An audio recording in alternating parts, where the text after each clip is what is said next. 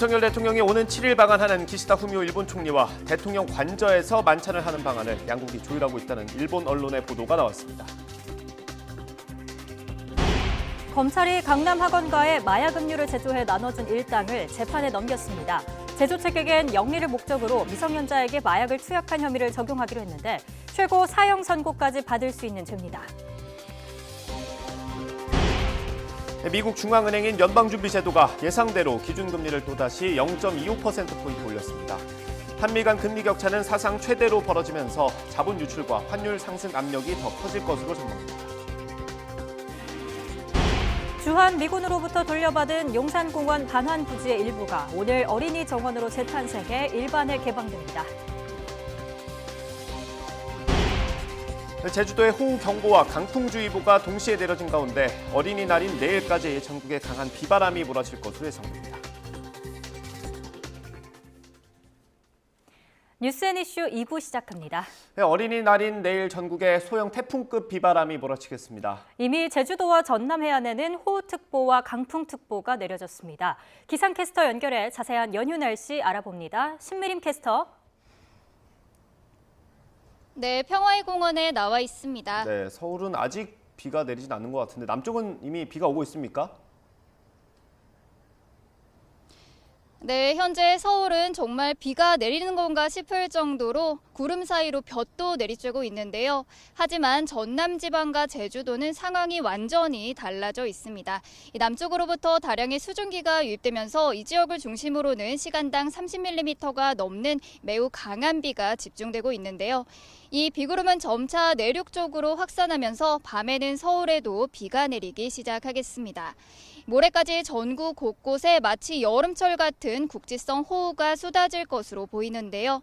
산사태나 축대, 붕괴 등 시설물 피해와 안전사고가 없도록 주변 점검 철저히 해주셔야겠습니다. 자세한 레이더 화면부터 살펴보도록 하겠습니다. 붉은색의 강한 비구름대가 지금은 제주도와 전남 지방에 영향을 주고 있습니다. 제주도와 흑산도, 홍도에는 호우경보가, 전남 해안에는 호우주의보가 발효 중인데요. 오늘 제주도와 남해안에는 시간당 30에서 50mm의 국지성 호우가 쏟아지는 곳이 있겠고요. 어린이날인 내일은 전국에 강한 비바람이 몰아치겠습니다.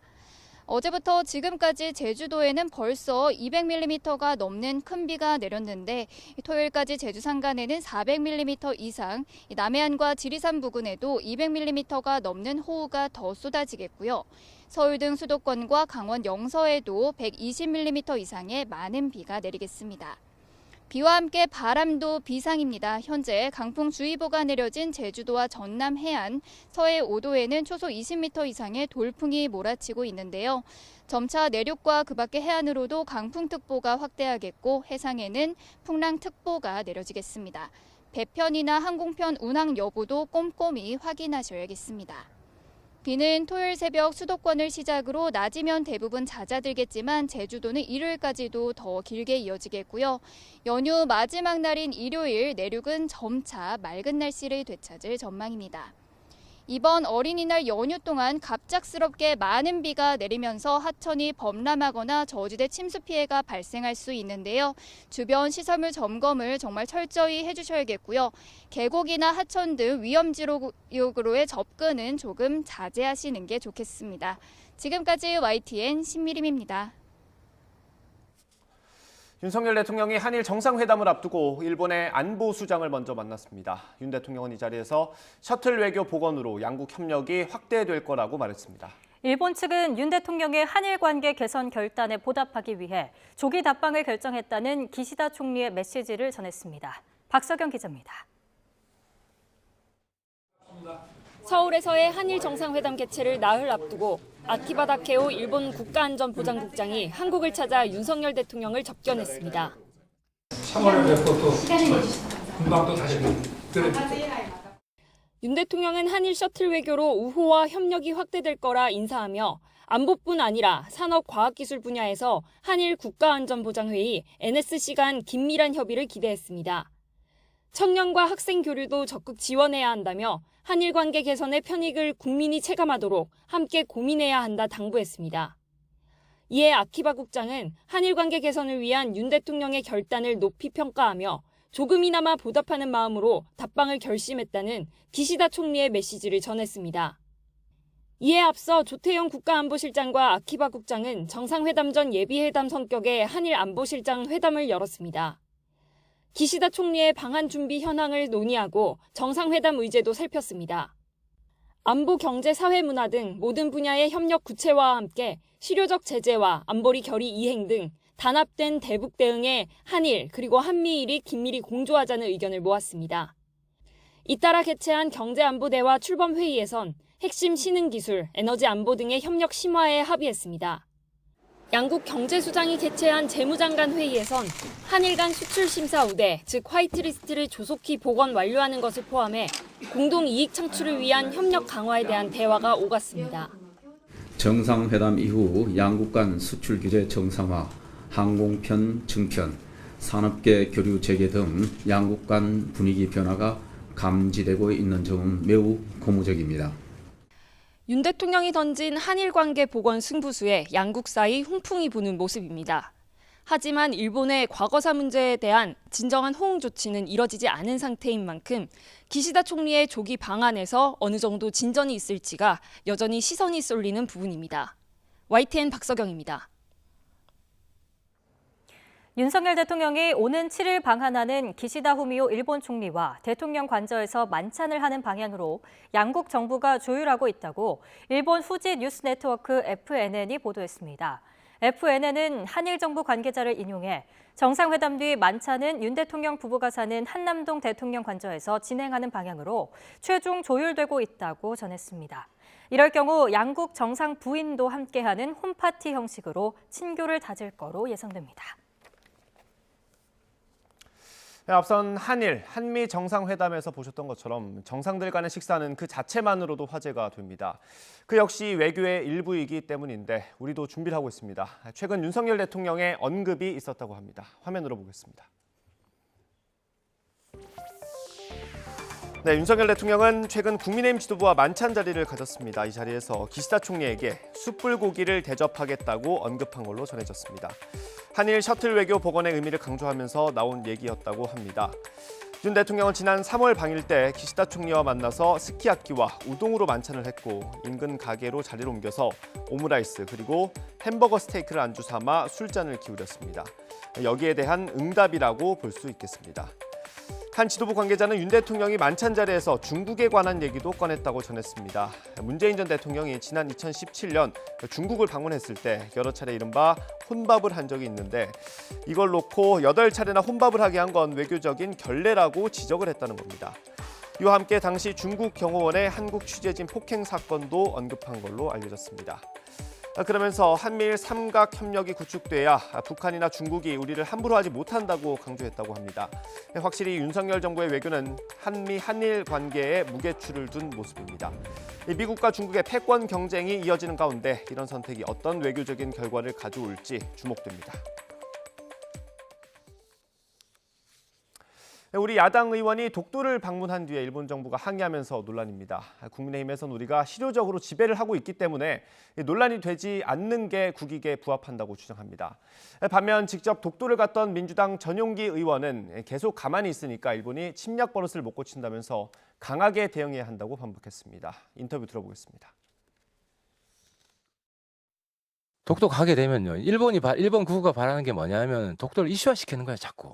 우리 입장에서는 우리가 실효적으로 지배하고 있기 때문에 독도를 이슈화 안 시키는 게 국익인 거예요. 그러니까 우리 당 의원들 중에서도 간 사람이 있는데 그건 굉장히 바람직하지 않은 일이고요. 어쨌든 독도를 이슈화시키는 것 자체는 일본 극우한테 놀아나는 거다. 30년 전에도 분쟁 지역화 될까봐 이런 활동들은 조금 지양해야 된다라고 했는데 그렇게 지양하고 가만히 있다 보니까 이미 걷잡을 수 없을 정도로 뭐 동해를 일본해로 표기하는 활동들이라든지 그리고 독도를 다케시마로 표현하는 이런 활동들을 일본은 더 가열차게 하고 있기 때문에 100년 전에 보였던 그 침략의 더러운 버릇을 아직 못 버렸다.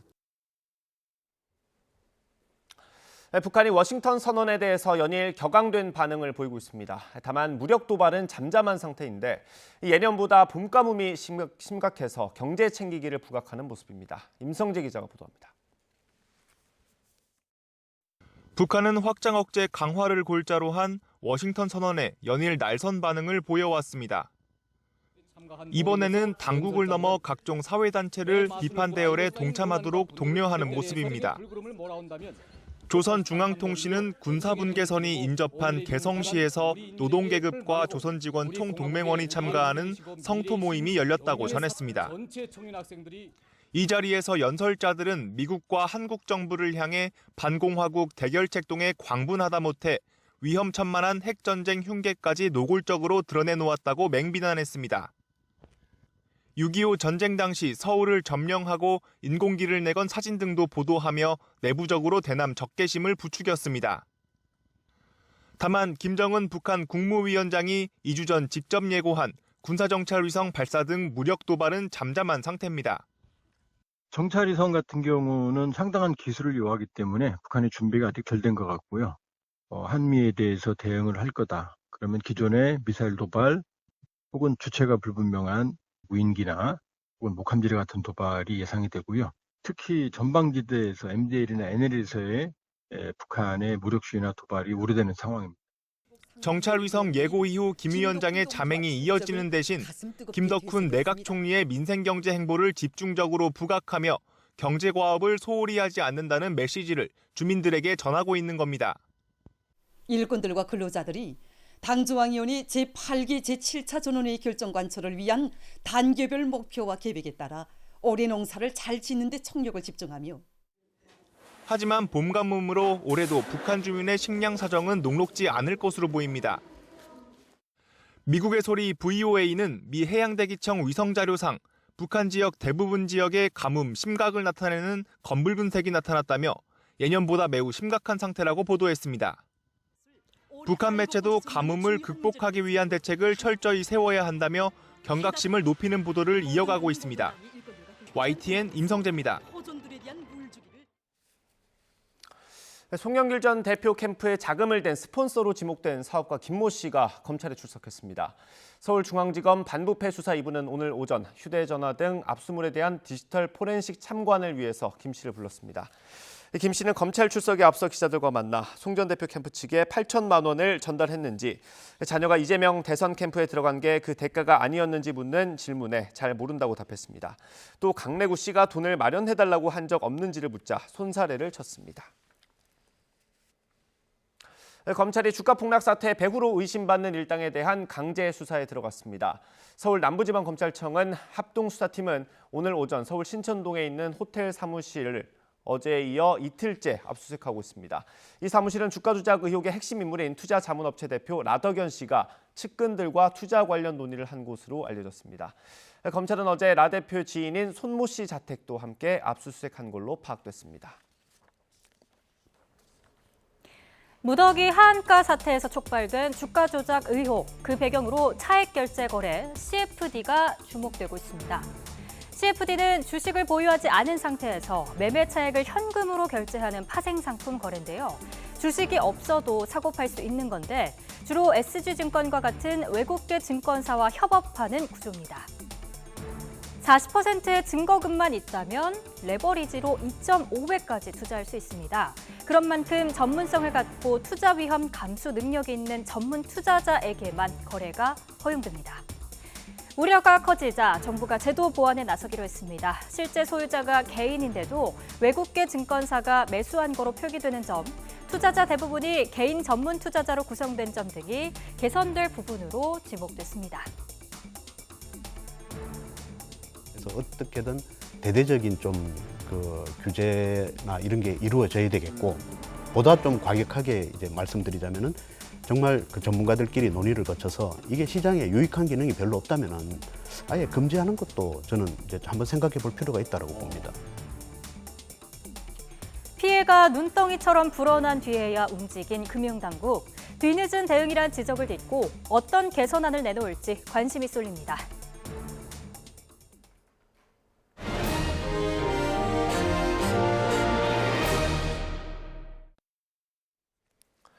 검찰이 학원가 마약음료 사건 제조 책에게 사형까지 나올 수 있는 혐의를 적용해 재판에 넘겼습니다. 서울중앙지검 전담수사팀은 오늘 20대 길모 씨를 영리를 목적으로 미성년자에게 마약을 투약한 혐의 등으로 구속 기소했습니다. 길 씨는 중국에 있는 마약 피싱 조직의 지시를 받고 지난달 1일 원주에서 마약이 담긴 음료 100병을 제조해 서울에 있는 시음 행사 아르바이트생들에게 전달한 혐의를 받고 있습니다. 앞서 검찰은 영리를 목적으로 미성년자에게 마약류를 제공하면 최고 사형까지 선고할 수 있는 현행법 조항을 적극적으로 활용하겠다고 했는데 길 씨에게 그 혐의가 적용됐습니다. 마약 사범을 경찰에 신고한 뒤 검거 과정을 공개하는 걸로 유명세를 탄 유튜버가 여성들을 섭외해 마약범들을 유인했던 걸로 드러났습니다. 또 이 여성들에겐 마약범에게 보낼 몸 사진을 요구했다는 증언이 나왔습니다. 박정현 기자가 보도합니다.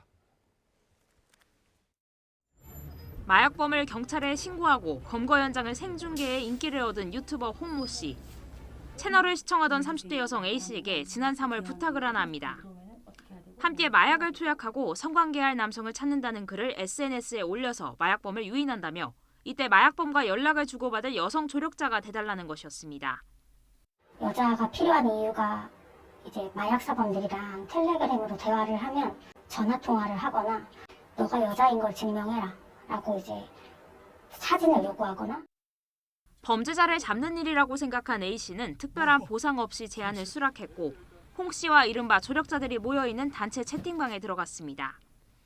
이후 한 달 가까이 홍 씨의 지시에 따라 남성 마약범들에게 접근하고 이들을 현장으로 끌어냈는데 수사기관이라면 위법 소지가 있는 일종의 함정 수사를 벌인 셈입니다. 또 마약사범들에게 신원이 노출되면 위험해질 수도 있는 만큼 A씨는 채팅앱 아이디를 수시로 바꾸거나 대화방을 폭파하는 등 주의를 기울였습니다. 그러나 범죄 피해자가 되거나 불법에 휘말릴 뻔한 순간은 예상치 못한 대목에서 찾아왔습니다. 유튜버 홍 씨와 다른 조력자들이 인터넷에 올라온 여성 사진을 임의로 가져와 도용하라고 지시하고 마약범에게 보낼 몸 사진을 직접 찍어 보내라고 요구한 겁니다. 다른 여자들 사진을 한 30-40장을 보내줬었어요. 저한테 얼굴 가리고 혹시 몸사진, 닉네임 써서 몸사진 보내줄 수 있냐. A씨는 자신과 같은 일을 겪은 여성이 채팅방에 최소 3명 있었다고 증언합니다. 입장을 듣기 위해 연락을 시도했지만 홍 씨는 아무런 답도 하지 않았습니다. 지난해 말부터 300건이 넘는 112 신고를 하면서 공익을 위한 거라고 강조해온 홍 씨. 하지만 영상을 올리지 않는 조건으로 뒷돈을 챙긴 혐의가 포착된 데 이어 마약범을 깨기 위해 여성을 미끼로 사용한 행보까지 속속 드러나고 있습니다. YTN 박정현입니다. 최근 경기도 양주 일대에서 배달 음식에 파리가 나왔다면서 환불을 요구하는 사례가 잇따르고 있습니다. 이 중엔 증거라면서 보낸 사진이 같은 것도 있었습니다. 우종훈 기자가 취재했습니다. 떡볶이 프랜차이즈를 운영하는 한 업주는 최근 음식에 파리가 나왔다며 환불해달라는 요구를 받았습니다.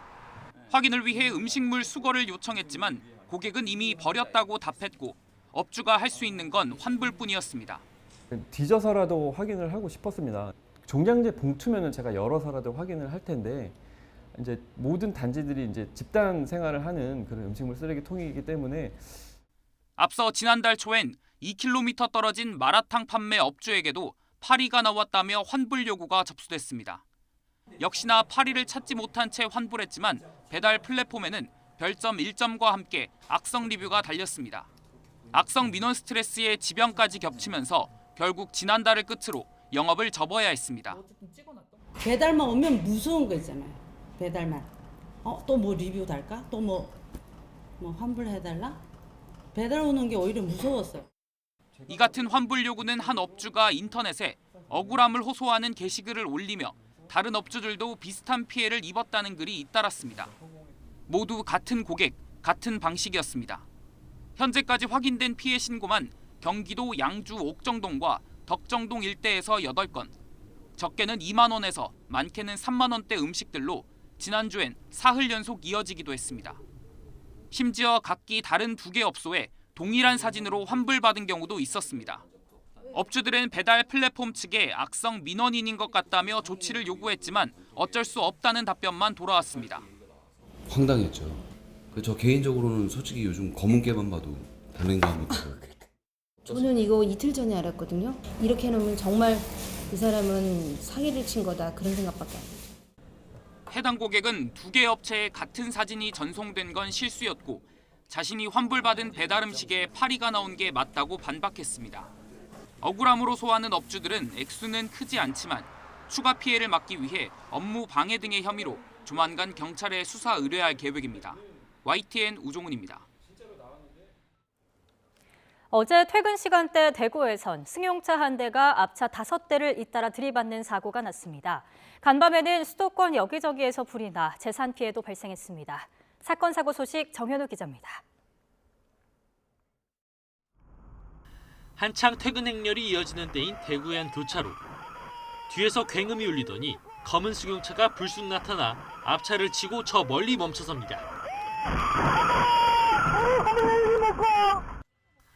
앞서 들린 굉음의 정체는 해당 차량이 다른 차들을 치고 오면서 들린 소리. 근데 뒤에서 받고 쾅쾅쾅 하더니만 그 차가 앞으로 튀어나왔거든요. 검정색 차 한 대는 인도 쪽으로 약간 밀려갖고 올라가 있어요.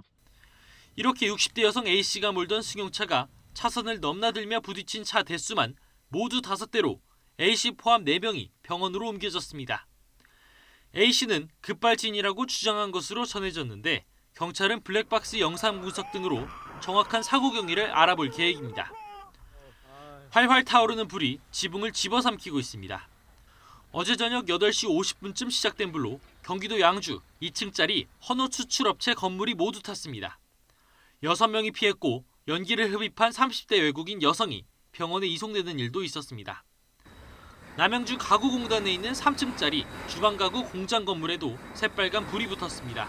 인근에 차를 주차를 해놓은 사람이라서 화재 현장하고 너무 가까워서 지금 불안해서 나와 본 거예요.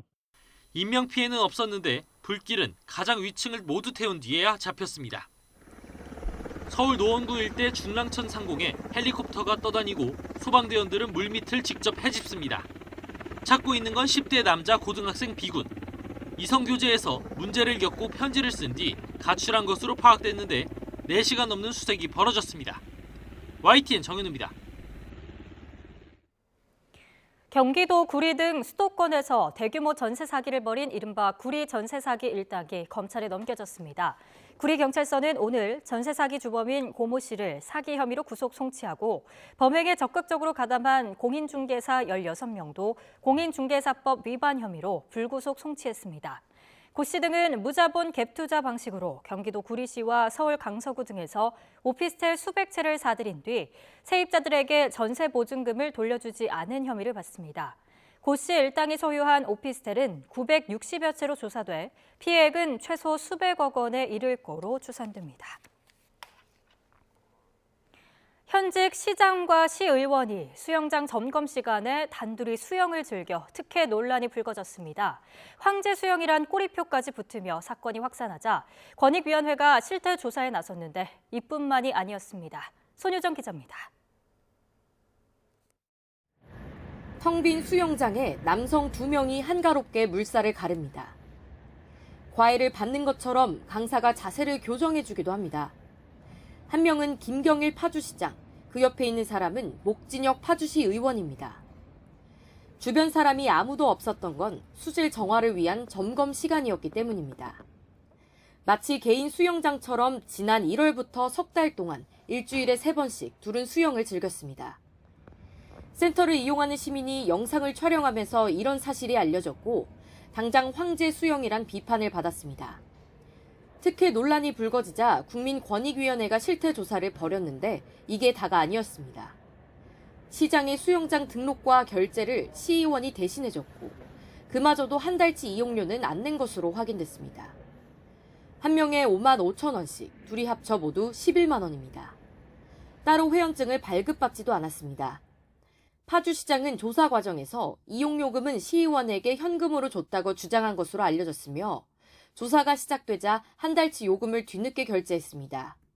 또 정상적인 수영 시간을 이용하면 사람이 몰려 샤워장이 붐비고 주민들에게 불편을 줄 것 같아 그랬다는 것이 이들의 해명입니다. 관리 감독도 엉망이었습니다. 이 수영장은 파주시가 민간업체에 위탁을 맡긴 곳인데 연간 60억 원 넘는 돈을 지원하고 있지만 지난 10년 동안 단 한 번도 운영 점검을 하지 않은 것으로 드러났습니다. 해당 시의원은 수영장 위탁 업무를 담당하는 시의회 자치행정위원장을 맡고 있습니다. 권익위는 이런 점을 볼 때 두 사람이 공무원 행동 강령을 위반했다면서 감독기관인 경기도와 파주시의회에 징계 등 추가 조치를 요구했습니다. YTN 손효정입니다. 수사 자료를 받고 담당 경찰관의 부정한 청탁을 들어준 혐의로 1심에서 징역 2년을 선고받은 은수미 전 성남시장의 항소심 선고가 오늘 내려집니다. 수원고등법원은 잠시 뒤인 오후 2시 뇌물 공여 혐의를 받는 은 전 시장에 대한 항소심 선고 공판을 엽니다. 은 전 시장은 지난 2018년 10월 자신의 정치자금법 위반 혐의를 수사하던 경찰관에게 수사 기밀을 받는 대가로 부정한 청탁을 들어준 혐의로 1심에서 징역 2년을 선고받고 법정 구속됐습니다. 지난달 열린 결심 공판에서 검찰은 1심 때와 마찬가지로 은 전 시장에게 징역 5년을 내려달라고 재판부에 요청했습니다. 구속영장 실질심사를 앞두고 분신에 숨진 건설노조 간부의 장례 절차가 연기됐습니다. 민주노총 건설노조는 윤석열 대통령의 사과와 원희룡 국토교통부 장관 해임 그리고 노조 탄압 중단 요구가 받아들여질 때까지 장례 절차를 연기하기로 했습니다. 또 숨진 건설노조 강원지부 간부 고 양회동 씨의 시신을 속초에서 서울로 옮겨 빈소를 차리고 조문을 받기로 했습니다. 양 씨 빈소는 서울 대학로에 있는 서울대병원에 마련됐습니다. 양 씨는 노동절인 지난 1일 업무방해와 공갈 혐의로 구속영장 실질심사를 앞두고 분신해 병원으로 옮겨졌다가 이튿날 사망했습니다. 민주노총 건설노조 간부의 분신 사망과 관련해 정부에 책임을 묻는 노동자 결의대회가 오늘 열립니다. 민주노총을 비롯한 전국 노동단체는 오늘 오후 1시 서울 용산 대통령 집무실 앞에서 윤석열 정부의 노조 탄압을 규탄하는 공동 기자회견을 진행합니다. 노조 측은 도를 넘어선 반노조 정책이 비극을 초래했다며 대통령의 사과를 촉구하고 있습니다. 행복한 가정의 달을 맞이해야 할 5월이지만 최근 자녀와 함께 극단적인 선택을 하는 일이 잇따르고 있습니다. 반복되는 비극 관련 내용 짚어보겠습니다. 어제 새벽엔 서울의 한 아파트에서 30대 남성과 아내 8개월 된 딸이 숨진 채 발견됐습니다. 경찰은 남편이 부부싸움을 하다가 아내를 살해하고 자녀와 함께 투신한 거로 보고 있습니다. 경기 평택에서는 30대 여성과 7살 아들이 숨진 채 발견됐는데요. 여기서 미안하다, 아들도 데려간다는 내용의 유서가 나왔습니다. 엄마가 아들을 숨지게 하고 극단적인 선택을 한 거로 추정됩니다. 보건복지부 통계를 보면 2018년 7명, 2019년 9명, 2020년 12명, 그 다음해엔 14명이 부모에 의해 사실상 목숨을 잃었습니다. 해가 갈수록 늘어나고 있는 건데요. 2018년 이전에는 따로 집계하지 않던 항목이었습니다. 왜 이런 일이 반복되는 걸까요? 전문가들은 아이를 부모의 소유로 보는 잘못된 소유욕에서 빚어진 참사라고 설명합니다. 저항이 힘든 아동의 인권을 심각하게 침해하는 극단적 형태의 학대로 이어지는 거죠. 내가 소유하는 나와 같이 동반해야 되는 그런 존재다라고 생각하는 소유욕이 강해서 그래서 이런 자녀 살해라고 하는 이런 특이한 현상이 우리나라에 특히 많이 있는 것 같습니다.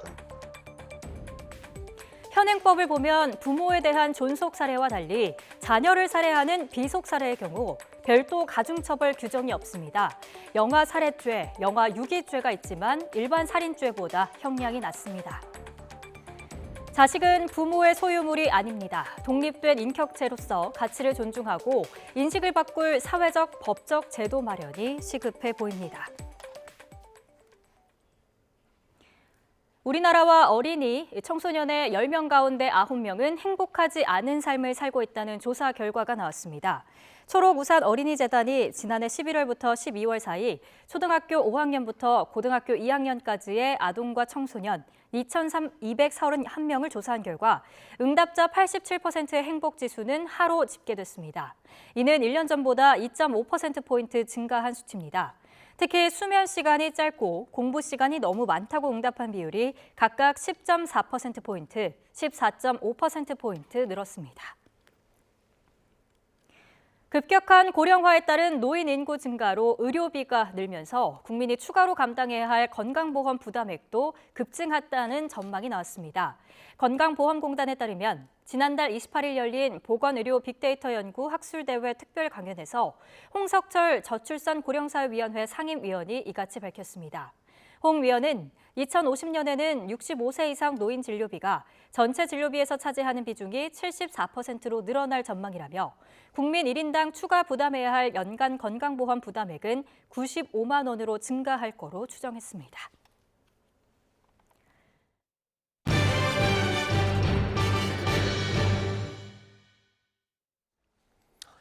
미국의 중앙은행인 연방준비제도가 기준금리를 또다시 0.25%포인트 올리면서 10번째 금리 인상을 이어갔습니다. 연준은 현지 시각 3일 연방공개시장위원회 정례회의를 마치고 기준금리를 0.25%포인트 인상한다고 밝혔습니다. 이에 따라 미국의 기준금리 상단은 현행 5%에서 5.25%로 높아져 지난 2007년 이후 16년 만에 가장 높은 금리를 기록했습니다. 연준은 성명을 통해 1분기 경제가 완만하게 상승하고 고용시장도 탄탄하지만 인플레이션은 여전히 높다며 금리 인상 이유를 밝혔습니다. 제롬 파월 연준 의장은 앞으로 금리 인상을 중단할지 결정하지 않았다면서도 정책 목표에 근접했거나 이미 도달했을 수 있다며 이번이 마지막 금리 인상일 가능성을 시사했습니다. 미국의 기준금리 인상으로 국내 증시는 내림세를 보이고 있습니다. 우리나라와 미국의 금리 차이는 역대 최대폭인 1.75%포인트까지 벌어졌습니다. 정부는 시장 불안을 면밀하게 살피겠다고 했습니다. 취재기자 연결합니다. 김지성 기자. 네, 경제부입니다. 네, 일단 금융시장 상황 어떻습니까? 오늘 코스피는 2,490대에서 하락 출발했습니다. 코스피는 어제보다 0.25% 떨어진 2,494.82로 개장했는데요. 잠깐 반등하며 상승 전환하기도 했지만 지금은 다시 내려와 비슷한 선에서 움직이고 있습니다. 코스닥 지수도 어제보다 0.12% 하락한 842.13에 출발했습니다. 지금은 역시 비슷한 수준에서 거래되고 있습니다. 원달러 환율은 안정적입니다. 오늘 서울 외환시장에서 환율은 어제보다 3.2원 내린 1,335원에 개장했고 지금은 하락폭을 키우며 1,320원대 초반까지 내려왔습니다. 미국 연방준비제도가 기준금리를 0.25%포인트 인상하기는 했지만 시장의 예상에 부합한 데다 제롬 파월 연준 의장의 연설이 완화적으로 해석되며 달러는 약세를 보였습니다. 정부는 미 연준이 조건부 금리 인상 중단을 시사한 만큼 우리 금융시장에는 긍정적인 요인으로 작용할 거라고 평가했습니다. 다만 고물가 우려가 여전하고 미국 은행 사태 등으로 금융시장 불안이 재현될 수 있어 경계심을 가질 필요가 있다고 강조했습니다. 네, 금리 폭이 좀 크게 벌어지긴 했습니다. 우리 금리는 어떻게 되겠습니까, 앞으로? 네, 이번 인상으로 한미 금리차 상당 기준 1.75%까지 벌어졌습니다. 역대 한 번도 경험하지 못한 금리 역전인데요. 정부는 오늘 아침 추경호 경제부총리 주재로 비상거시경제금융회의를 열었습니다. 한미 금리차 확대에 따라 금융 외환시장의 불확실성이 커질 가능성을 경계할 필요가 있다고 강조했습니다. 필요할 경우에는 시장 안전 조치를 신속하게 시행해 나간다는 방침입니다. 한미 금리차가 확대되면서 이번 달 25일 열리는 한국은행 금융통화위원회의 금리 결정에도 관심이 쏠립니다. 한국은행은 앞서 두 차례 연속 금리를 동결했는데요. 수출과 내수 동반 부진 속에 물가가 안정되는 흐름을 보이면서 이번에도 동결 가능성이 크다는 전망이 우세합니다. 다만 금리차 확대에 따른 환율 급등이나 자본 유출의 정황이 감지될 경우 추가 금리 인상을 검토할 가능성도 배제할 수는 없습니다. 앞서 한국은행은 우리 물가 경로와 함께 미국의 통화 정책 방향 불확실성에 따라 추가 금리 인상 가능성을 열어놓겠다고 밝힌 바 있습니다. 지금까지 경제부에서 YTN 김지선입니다. 경주하면 떠오르는 것 중에 하나가 바로 천마총입니다. 천마총은 우리 손으로 신라 고분을 제대로 발굴한 첫 사례로 평가받고 있습니다. 올해 발굴 50주년을 맞아서 천마도 4점이 동시에 공개됐다고 합니다. 현장 취재기자로 연결해 보겠습니다. 허성준 기자. 네, 대구 경북 취재본부입니다. 네, 오늘 행사가 어떤 행사입니까? 네, 조금 뒤 1시 반부터 경주 대릉원에서 특별 행사가 열립니다. 천마총 발굴 50년의 성과와 발전을 되돌아보고 미래 100년을 다짐하는 비전 선포식입니다. 이에 맞춰 국립경주박물관은 천마도 실물을 9년 만에 공개합니다. 천마도는 사실상 신라의 유일한 회화 자료라 할 수 있는데요. 자작나무 껍질을 여러 겹 겹쳐 만든 판 위에 하얀색 천마를 그린 말다래로 위아래 2점이 겹쳐서 출토됐습니다. 빛의 약해 국립중앙박물관에서 2차례 공개됐고 지난 2014년 경주박물관에서 한 차례 더 공개된 뒤 지금까지 수장고에 보관됐습니다. 경주박물관은 대중에 널리 알려진 아래쪽 말다리는 다음 달 11일까지, 상대적으로 손상이 심했던 위쪽 말다리는 그 이후 한 달여 동안 전시할 계획입니다. 이번 전시에서는 천마총 금동판 말다리와 금영총 금관총에서 나온 천마무늬 말다리도 함께 공개돼 천마도 4점이 반세기 만에 처음으로 한자리에 모입니다. 또 신라 황금 문화의 정수로 꼽히는 금제대관 등 천마총 출토품도 볼 수 있습니다. 경주시는 5월 한 달 동안 대릉원을 무료로 개방하고 신라 고분의 아름다움과 웅장함을 보여주는 문화유산 미디어 아트도 선보입니다. 천마총은 5세기 후반 혹은 6세기 초반으로 추정되는 왕릉급 무덤인데요. 지난 1973년 4월부터 발굴 조사가 이뤄졌고 천마도 장리와 신라 금관 등 국보와 보물 10개를 포함한 유물 11,500여 점이 나왔습니다. 지금까지 대구 경북 취재본부에서 YTN 허성준입니다.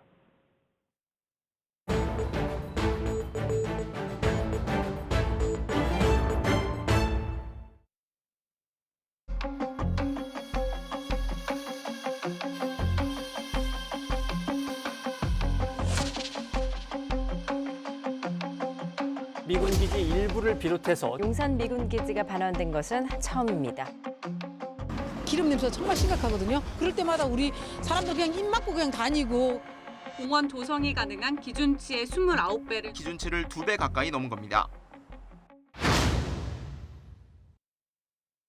신속하게 용산 공원을 조성하여 국민과의 소통을 더욱 강화하겠습니다. 한기지 환경오염 정화하라! 안심하고 관람해도 된다면서 환경 모니터링을 시행한 결과 정원 안전성에 문제가 없다고 밝혔습니다.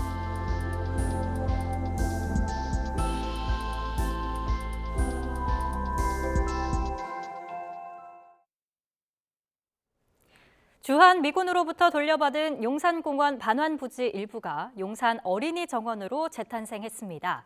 어린이날을 하루 앞둔 오늘 개방 행사가 열렸는데요. 어린이 손님들을 맞았습니다. 취재기자 연결합니다. 조은지 기자. 네, 용산 대통령실입니다. 네, 우리 국민이 100년 넘게 드나들 수 없었던 장소라 개방 자체만으로도 의미가 있을 것 같습니다.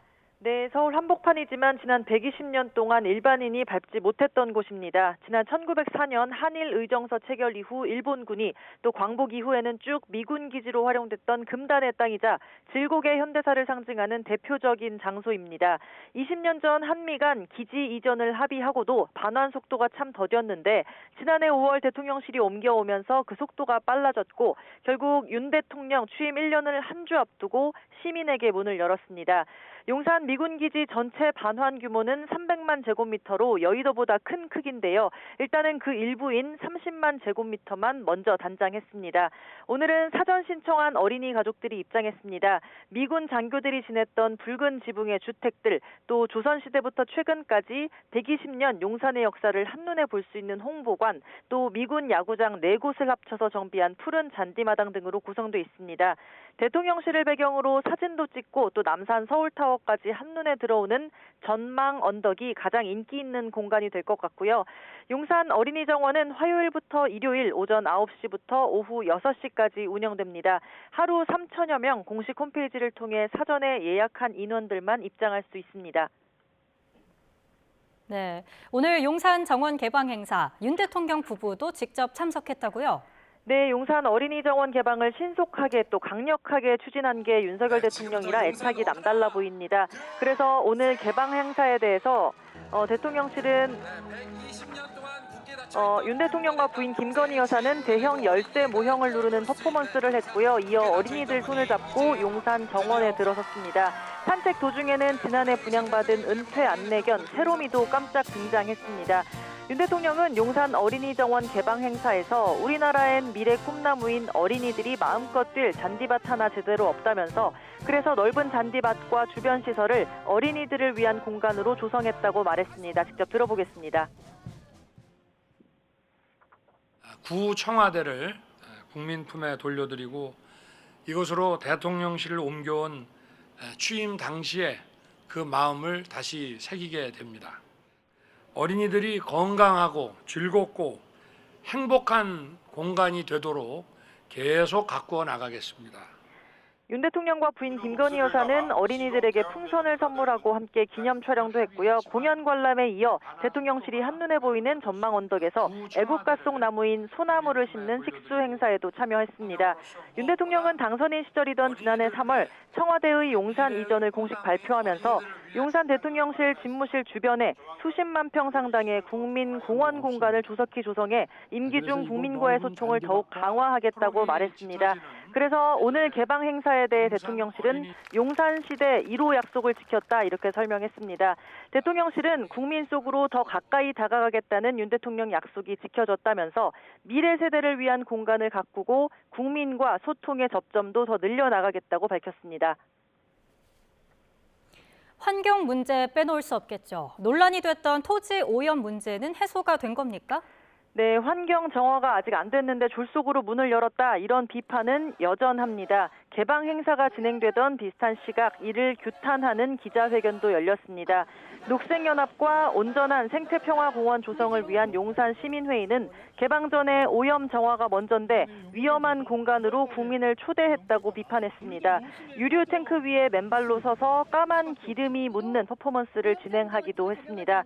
지난해 6월 임시 개방 때도 이국적인 풍경이나 경호 장비로 시범 운영된 로봇개 등이 눈길을 끌었지만 동시에 환경에 대한 우려가 컸습니다. 당시 환경부 산하 한국환경공단이 조사한 미 용산기지 사우스포스트 환경조사 보고서에 토지와 지하수 오염이 심각하다는 결과가 있었고요. 관람 체류 시간도 2시간 이내로 제한했습니다.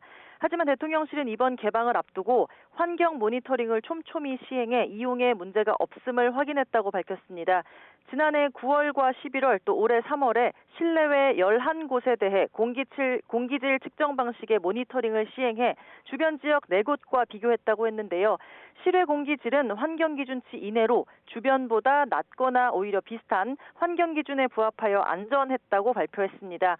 또 모든 지역에 걸쳐 15cm 이상 흙을 덮고 잔디를 심거나 식생 매트를 설치하는 등 기존 토양과의 접촉을 최대한 차단하기 위한 추가 안전조치를 시행했다고도 밝혔습니다. 아직은 이처럼 기대와 우려가 공존하는 가운데 용산 어린이 정원이 도심 속의 쉼터로 자리 잡을지 당분간은 지켜봐야 할 것 같습니다. 지금까지 용산 대통령실에서 YTN 조은지입니다.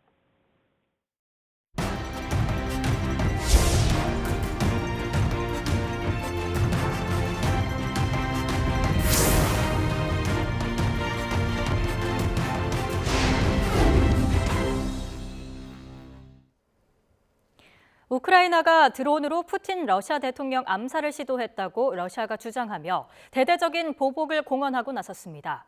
이에 대해 우크라이나는 전혀 관련이 없다며 러시아가 자국민에게 전투 동기를 부여하고자 꾸며낸 일이라고 부인했는데요. 보도에 김상욱 기자입니다. 대통령궁인 크렘린궁 지붕 위에 무인기로 보이는 비행체가 부딪혀 폭발을 일으키며 떨어집니다. 러시아 소셜 미디어에서는 이 영상이 유포됐고 러시아 매체들은 긴급 뉴스로 타전했습니다. Украина этой ночью попыталась нанести удар по Кремлю при помощи беспилотников. 러시아는 즉각 보복을 공언하고 나섰습니다. 2대의 공격용 무인기가 크렘린궁을 겨냥했으나 군이 전자전 체계로 무력화했다면서 푸틴 대통령은 다치지 않았고 건물 손상도 없다고 전했습니다.